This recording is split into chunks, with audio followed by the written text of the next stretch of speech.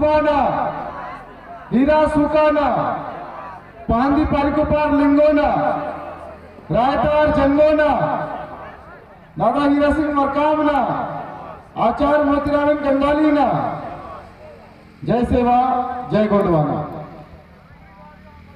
आप सभी को विदित है कि यह उद्बोधन का समय है नहीं, नृत्य का समय है, गायन का समय है, वादन का समय है। और ये प्रथा हमने ही बनाई है, ये ऊपर से बन के तो आई नहीं। अगर मैं बहुत दिनों बाद इस क्षेत्र पे आया हूं, क्या आप भाई लोग मेरा साथ देंगे? आप लोग मेरा साथ देंगे? तो आइए, ऐसे आइए, थोड़ा सा आप लोगों से बातचीत हो जाएगी। आप लोग साथ देंगे? हाँ, हम लोग क्या टीवी देख देख के इतना बिगड़ गए हैं कि कोई अच्छे काम की बात करता है तो उससे दूर चले जाते हैं। जो उद्बोधन है ये बुनियाद है इस आंदोलन की, इस मूवमेंट की, गोंडी धर्म की। ये जो उद्बोधन है, अगर ये उद्बोधन ना हो तो हो सकता है कि आने वाले समय पे सिर्फ नाच गाना का चलते चलते हमारे जो गोंडी पुनेम की जो संगत बैठती है वो खत्म हो जाए। ये फिर से जागृत हुआ है, हमारा गोंडवाना फिर से इकट्ठा हुआ है।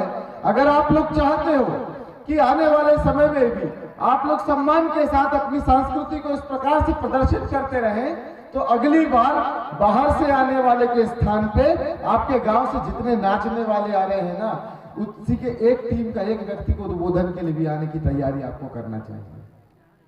तब जाके यह हमारा जो गोंडी धर्म का जो संगत है वो पूरा होगा।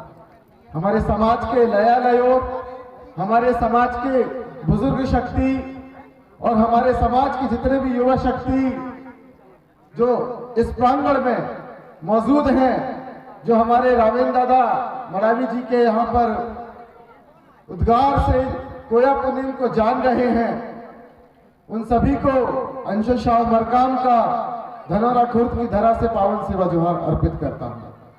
मैं आप लोगों के सामने बस एक चंद पंक्तियां कहूंगा, और वो पंक्तियां कुछ इस प्रकार है कि हम गोंडवाना के लोग पहले इस बात को आत्मसात करें कि हमारे जो नृत्य हो रहे हैं, हमारे जो वादन हो रहे हैं, उस वादन पे जो संगीत निकल के आ रहा है, जो शब्द निकल के आ रहा है, वो असली आंदोलन है।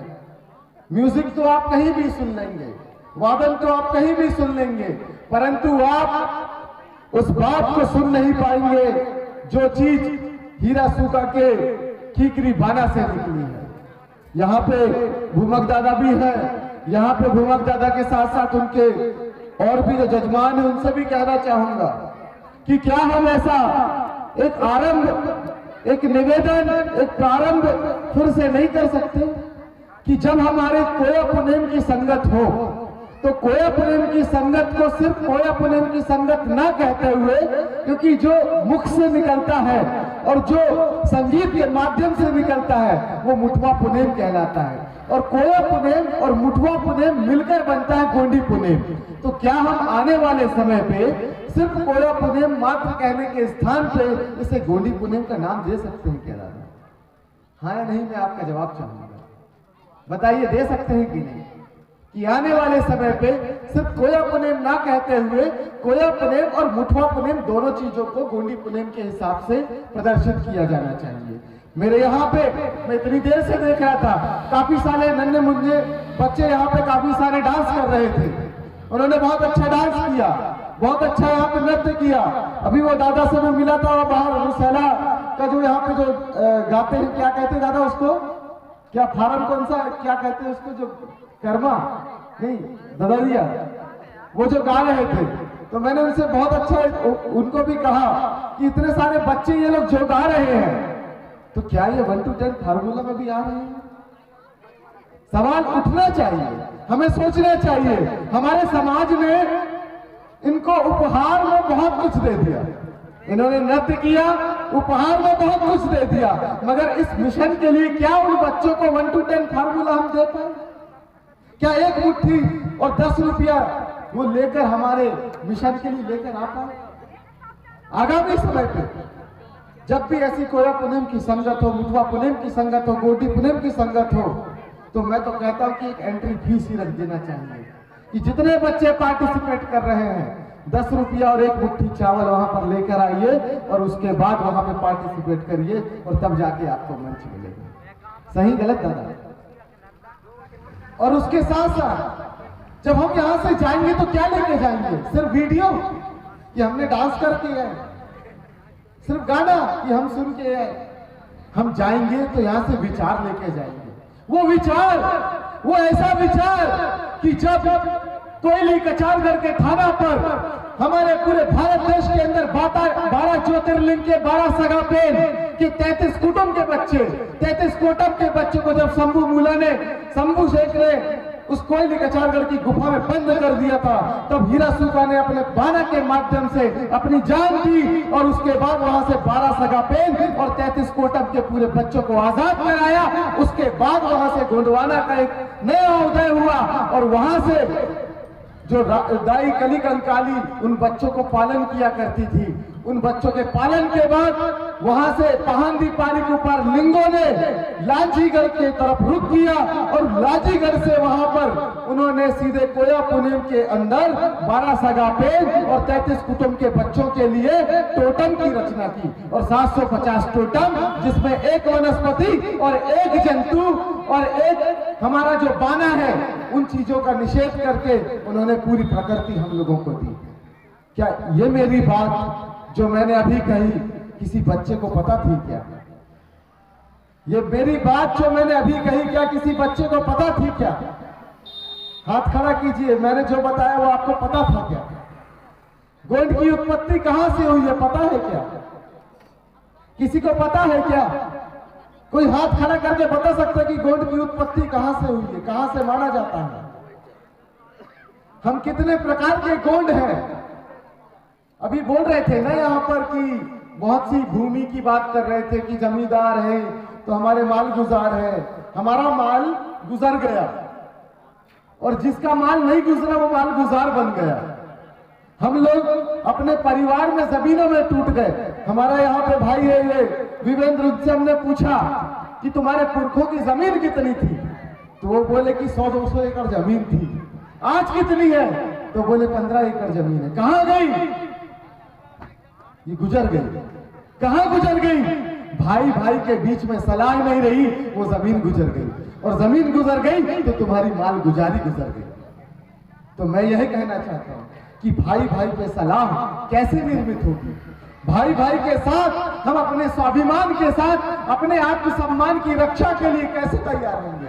यहाँ पे इतने बच्चे बैठे हुए हैं, अगली बार से तो कोशिश ये भी करना कि जितने बच्चे यहाँ पर परफॉर्म करने आ रहे हैं उनसे एक बार जरूर पूछना कि तुमने अपने कॉलेज पे या अपने स्कूल पे अपने धर्म के कॉलम में क्या लिखाया है?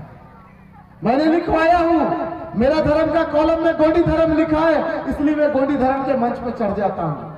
दादा मैं पूछना चाहूंगा, क्या ये हमारे गोंडी धर्म का जो ये मंच है, जो हमारा पावन मंच है, जहां से हमारे पुरखों की पेन शक्तियां जागृत होती है, इस मंच पे गोंडी धर्म के अलावा किसी और को चढ़ने की अनुमति होनी चाहिए क्या? बताइए, होनी चाहिए क्या? हाँ या नहीं बताइए। शायद आप लोगों के लिए बातें नहीं होंगी। आप लोग छोटा धनौरा के, मैं बड़ा धनौरा में 5वीं तक पढ़ा हूं गुरुकुल स्कूल में। उसके बाद नवोदय चला गया था और नवोदय जाने के बाद कर्नाटक चला गया और कर्नाटक के बाद जब लौट के आया तो फिर यहाँ पॉलिटेक्निक किया और पॉलिटेक्निक करने के बाद जबलपुर चला गया और जबलपुर में पूरा गोंडवाना स्टूडेंट यूनियन पॉलिटेक्निक के समय बना के पूरे जबलपुर से गोंडवाना स्टूडेंट यूनियन को पूरे भारत देश के अंदर फैला दिया मेरे भाई। वो उस समय मेरी आयु ज्यादा नहीं, 22-23 साल की थी और आप 22-23 साल के बच्चों को मैं देख रहा हूँ कुछ नहीं कर पा रहे हैं आज के। क्यों? अरे मैं भी तो धनौरा से निकला हूं, मैं भी तो धनौरा से। आप बड़ा धनौरा, छोटा धनौरा, अब मैं बड़ा धनौरा का भाई, तुम मेरे छोटे धनौरा के भाई। मेरे पिताजी यही नौकरी किया करते थे, मेरी माताजी यही नौकरी किया करती थी, परंतु एक सम्मान जो समाज के लिए होना चाहिए वो जागरूक हुआ तो इस गोंडवाना के माध्यम से जागरूक हुआ। आपको मैं बताना चाहूंगा, उस समय पे धनौरा के पास एक नया वो बना था गौशाला, और वहां पे कौन आता था? दानू भगत। कोई आता है क्या? वही गाना वाला दानू भगत करके कोई आता था ना। यहाँ पे शायद किसी को दीन भगत करके कोई आता था, तो उसका बड़ा प्रचलन चलता था, बड़ा प्रचलन चलता था कि हमने क्या गाते रहते। मगर उस समय लोगों ने बताया सन 2003 के समय कि अरे ये हमारे दुश्मन है, ये हमारी संस्कृति से हमारा बाजा चुराते हैं, हमारा सिस्टम चुराते हैं, हमारा म्यूजिक चुराते हैं और अगड़म पगड़म तिगड़म के कहीं शब्द जमा के और हमारे लोगों को गुमराह बनाते हैं और अपना गोंडी धर्म से दूर लेकर जाते हैं और दूर ले जाकर इनको गुलाम बनाते हैं। उस समय हमने जाना कब? जब 2003, क्या उम्र रही होगी उस समय? 2003-4 में क्या उम्र रही होगी? अरे मैं तीसरी कक्षा में था उस समय, माफी चाहूंगा, तीसरी नहीं, मैं 7वीं कक्षा में था। 7वीं कक्षा में था। क्या उम्र रही उस समय? उस 7वीं कक्षा के समय हम लोगों को एक चीज जानकारी हुई, परंतु हॉस्टल में रहते थे तो समझ नहीं पाए कि क्या होने वाला है। परंतु आप लोगों को जानना होगा, आप लोगों को जागना होगा, क्योंकि 1951 में आदिवासियों की जनगणना बंद कर दी गई। 1951 में हमारे गोंडियंस की जनगणना बंद कर दी गई, ट्राइबल रिलीजन खत्म कर दिया गया और उसके बाद वहां से षड्यंत्र चालू हुआ। 51 के बाद से आदिवासियों को या तो हिंदू बनाया गया या तो मुसलमान बनाया गया, उसके बाद या तो ईसाई बनाया गया। उसके बाद फिर पहले जो गोंडवाना के जो मूल बीज थे उन आदिवासियों को इन्होंने क्या बनाया? उन आदिवासियों को वनवासी बनाया और उन वनवासी बना के उसको स्वर्गवासी बनाना चाहते हैं। इस पूरे प्रकृति की रक्षा आखिर कर कौन रहा है? इस प्रकृति की रक्षा आखिर कर कौन रहा है? उस कोया पुनौन को मानने वाला आदिवासी समाज कर रहा है। और उस आदिवासी समाज का साथ कौन दे रहा है? जो कभी पहले महिषासुर के वंशज थे, यादव कुल के लोग थे, यदुराव लोग थे, यादव लोग थे, वो उसका साथ देते हैं। जो हमारे राजा दलपत शाह ने जिन बागली जनजाति को पश्चिम से लाकर, गुजरात से लाकर पूरे बेनगंगा के तट पे बसाया और उनको खेत जोतने के लिए दिया, उनको नेलकियों की सेवा करने के लिए दिया, वो लोग कभी जनजाति हुआ करते थे। आज हमारे भील क्षेत्र में कई बघेल लोग हमारे वहां पर आदिवासी आते हैं, मगर यहाँ के बघेल को क्या हुआ? उन्होंने अपनी संस्कृति छोड़ी और संस्कृति छोड़ के उनको पहले एससी में डाला और एससी में डालने के बाद क्या किया? आज जनरल पर डाल दिया।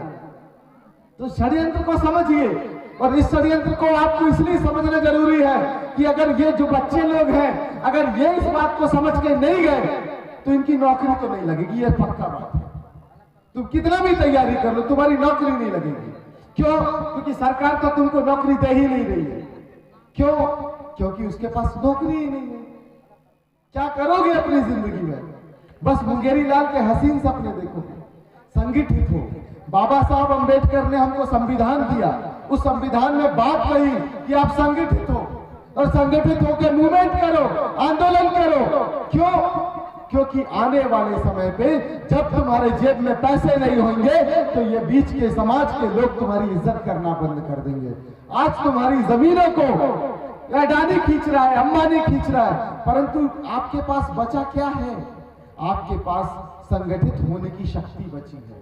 अगर आप संगठित होते हैं, संवैधानिक दायरे से चलते हैं, अपने पुनेम का पालन करते हैं और पालन करने के साथ साथ अपने समाज को मजबूती के साथ आगे रखते हैं, अपनी संस्कृति को प्रथम दृष्टिया रखते हैं, तो आपको पता चलेगा कि आपसे ज्यादा सफल व्यक्ति कोई नहीं है। आज कहते हैं ना, यूनिटी इन द डाइवर्सिटी। आपने सुना होगा कि भाई हमारे देश में विभिन्नता में एकता है। आखिर ये विभिन्नता में एकता क्या है? महाराष्ट्र में जाओ तो वहां का इंसान अलग रहता है, छत्तीसगढ़ का अलग रहता है, मध्य प्रदेश का अलग रहता है, परंतु इन सारी जगह में कौन रहता है पता है? वहां पे सारी जगह में हमारा गोंडियन भाई रहता है, हमारा आदिवासी रहता है। और वो उसकी गोंडियन की जो एकता है वो कोयली कछारगढ़ की जतरा में नजर आती है। और पूरे भारत देश में सबसे ज्यादा विभिन्नता में एकता अगर कहीं नजर आती है तो वो कोयली कछारगढ़ की थाना में नजर आती है। मैं बस इतना कहना चाहूंगा कि ये बहुत रात्रि का समय है और इस रात्रि के समय पे आप लोगों को चिंतन करने की जरूरत है, क्योंकि इस समय आपका चेतन मस्तिष्क बैठ गया होगा परंतु आपका अवचेतन मस्तिष्क यहाँ पे जागरूक होगा। आपका अचेतन मस्तिष्क बैठ गया होगा, थक गया होगा, परंतु जिसका अवचेतन मस्तिष्क सबकॉन्शियस माइंड जागरूक है, वो इंसान सफलता की सीढ़ी हासिल करने के लिए तैयार रहता है। और जिसने रात के समय पे उद्बोधन को समझ लिया, जिसने रात के समय की बातों को दिमाग में बैठा लिया, क्रांति उसके द्वार से चालू होगी। और मैं भी कहना चाहता हूं कि आने वाले समय पे ऐसे ही लोग या तो आइंस्टाइन बनते हैं, या तो फिर बहुत बड़े साइंटिस्ट बनते हैं, बहुत बड़े डॉक्टर बनते हैं, बहुत बड़े इंजीनियर बनते हैं। और ये सब बनने के बाद, बड़े बड़े वकील बनने के बाद, वो देश के कभी सीएम बनते हैं तो कभी पीएम बनते हैं। कुछ बड़ा तो सोचो यार, कब तक नाच गाने से काम चलाओगे? मैं बस एक सवाल पूछता हूं, हो सकता है आपका मनोबल टूट जाए। कभी तुमने रानी दुर्गावती को नाचती हुए देखा क्या? कभी तुमने रानी दुर्गावती को नाचती हुए देखा क्या मंच पे? कभी तुमने राजा शंकर शाह, रघुनाथ शाह को मंच पे नाचती हुए देखा क्या? क्या कभी तुमने बिरसा मुंडा को नाचती हुए देखा क्या? क्या तुमने टंटे मामा को मंच पे नाचती हुए देखा क्या? और ये समाज के बेटे हैं, ये समाज के वो जीव है जो रेला पाटा किया करते थे, जो समूह बना के एक साथ सबके साथ नाचा करते थे, ना कि मंच पे नाचा करते थे। हमें सिर्फ पैसा कमाने का संसाधन नहीं बनाना है इस मंच को ज्ञान अर्जित करने का संसाधन बनाना है।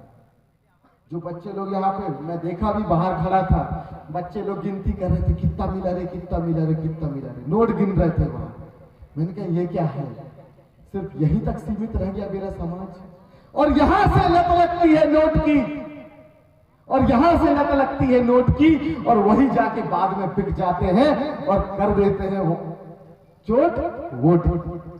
हालांकि सांस्कृतिक मंच है, संस्कृति पे अगर बोलना चाहूंगा तो बहुत समय लग जाएगा। मैं बस इतना कहूंगा कि आने वाले समय पे एक बात को और याद रखना कि जब हमारे चैत्र के पहले जो हमारी माघ पूर्णिमा भी गई है, माघ पूर्णिमा जो हमारा समय होता है, माताएं यहाँ पे ध्यान से सुनना, माघ पूर्णिमा पे हमारे जो पेन पुरखा है वो जाके कोई भी कचार करके थाना पे विश्राम करते हैं, और उसके बाद उनको जगाया जाता है चैत्र पूर्णिमा में। कहां पर? आपके भीमाल पेन थाना पे। दादा पता होगा आप लोगों को ये बात। वहां से उसके बीच पे हम कभी किसी मंगल कार्य को नहीं करते, हम किसी ऐसे कार्य को नहीं करते हैं। उस समय हम समाज को जगाने का काम करते हैं। उस समय हमारे सामाजिक आंदोलन पे जो सांस्कृतिक कार्य हो सकते हैं, परंतु नेंग सेंग के कार्य उस समय नहीं होते हैं। परंतु वो चीजों को आत्मसात करना होगा, उस चीज को समझना होगा। लोग कहते हैं ना कि गोंडवाना की शक्ति जाग क्यों नहीं रही? गलतियों की वजह से नहीं जाग रही है। और ये गलतियां क्यों हो रही है? क्यों? क्योंकि हम जब अपना किसी प्रकार का यहाँ पे सुवर्णी पाटा जो पहला आरंभ करते हैं, तो उसमें अगर यदि हमारे गोंडी पुनेम पे टीकरी बाना का नेंग नहीं हुआ तो समझ लेना हमारा वो पूरा गोंडी पुनेम का नेंग पूरा नहीं हुआ, वो सिर्फ राजनीति का अखाड़ा बन के रह जाता है। ठीक है, बहुत अच्छा लगा कि आपने इतना बेहतरीन यहाँ पे प्रयास किया, परंतु मेरा भाई मुझे दिन भर से कह रहा था कि चलना है चलना है।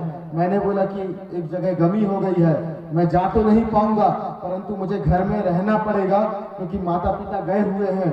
उसके बाद वो शाम को आए और शाम को आने के बाद मैं सीधा निकल के आ गया।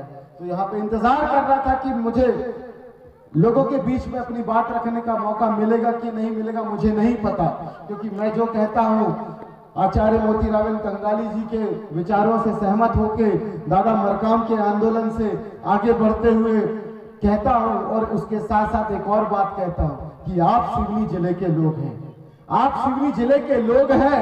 अगर यदि आप जानना चाहेंगे तो यही वो सिवनी जिला है जहां से पहली बार पाटालीर जो रंगेल सिंह भलावी है उनके पाटाओं के संग्रह को जब उसका अध्ययन आचार्य मोतीराव कंगाली जी ने किया, उस आचार्य मोतीराव कंगाली जी के अध्ययन के उपरांत उन्होंने कोया पुनेम की रचना की। उनकी किताब में भी ये बात लिखी हुई है।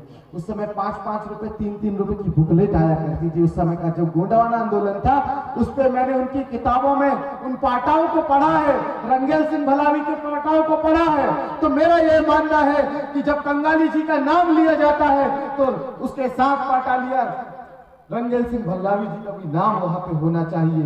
और हर एक वो ईंट जिसने इस पुनेन की संगत को मजबूत रखने के लिए कदम उठाया है, उस तमाम ईंट को मजबूत करने की हमारी जिम्मेदारी है। आपको एक बात और कहना चाहूंगा, ये मेरी आखिरी बात है कि उठो गोंडवाना के लोगों, वक्त नहीं है सोने का। और मैं बस इतना कहना चाहूंगा कि जिन गानों पे आप डांस कर रहे थे ना, एक गाना यहाँ पे जो था, किसी का भगवा, किसी का हर्रा, किसी का झंडा लाल है, इस पीले को रोक सके वो कौन माई का लाल है। ये पहली बार नारा लगाने वाला वो माई का लाल तुम्हारे सामने खड़ा है मेरे भाई। इस बार में ताली बजाकर समझ में आया है कि नहीं कोई बात? तो आंदोलन हम लोग करते रहते हैं। आज मैं अपनी वेशभूषा में नहीं हूँ, खेद की बात है, ऐसी उठा के ले आए, बोले कि चलो ही चलो, हमने कहा मिल लेते हैं, इनने बोले नहीं चलो ही चलो। तो मैं धन्यवाद प्रेषित करता हूं हमारे विवेंद्र भाई का, यहाँ की आयोजन समिति का। और मैं आप लोगों से अनुरोध करता हूं कि कितने लोग कोयली कछारगढ़ की जतरा में अगले साल 2024 में वहां पे दाई कलिकंकालीन की सेवा करने के लिए चलेंगे? हाथ खड़े करना बस, कोई नहीं जाएगा। दाई कलिकंकालीन के थाने पे कौन चलेगा? आप चलेंगे और कोई चलेगा? अच्छा ये बताओ बनारस कौन कौन चलेंगे? वो देखो बाई ने पहली, वो गुड़िया ने पहली हाथ उठा ली। अच्छा ये बताओ काशी कौन कौन चलेगा? वो लड़की ने पहले हाथ उठा ली। अच्छा ये बताओ भीमाल पेंट थाना कौन कौन चलेगा? अब संकोच कर रही, वो ऐसे उठा रही, पहले ऐसे उठाई काशी के लिए, वो ऐसे उठाई, उसके बाद वहां पे बनारस के लिए ऐसे उठाई, और उसके बाद भीमाल पेंट थाना के लिए ऐसे उठाती है कि मैं जाऊंगी कि नहीं ये बताऊंगी बाद में। तो ऐसा दादा मरकाम ने कहा था कि जब भी हाथ उठाओ तो इस मुट्ठी को अंदर करो, अंगूठे को, और उसके बाद ये हो गया एसटी, ये हो गया एससी, ये हो गया ओबीसी, ये हो गया माइनॉरिटी, ऐसा करो। और ये कौन है? ये अंगूठा छाप लोग कौन है? ये वही अंगूठा छाप लोग हैं जो आप लोगों के ऊपर राज कर रहे हैं। बाकी आप समझदार है, समझ जाइए। एक बार जाना बाजार में, एक बार जाना उस व्यापारी की दुकान में, उस व्यापारी से पूछना कितना पड़ा है, तो वो कहता 5 मिनट फेल हो गया हूँ, मैं दुकान संभाल रहा हूँ। और तुम यहाँ पे ग्रेजुएट लोग, यहाँ पे तुम 12वीं पास लोग, यहाँ पे तुम 10वीं पास लोग, उसके सामने जाके झुकते हो, कहते सेठ जी सामान दे दो हमको। क्या है? झुकने वाला नहीं है, ये मूल निवासी समाज है। हमको अपने कोया पुनेन को समझना होगा, मुठवा पुनेन को समझना होगा। और मेरा मानना है कि गोंडवाना लैंड पे रहने वाला हर कोई व्यक्ति, उसकी जो मूल निवासी प्रमाण पत्र जिसके पास है, उसकी पहचान ही गोंड है।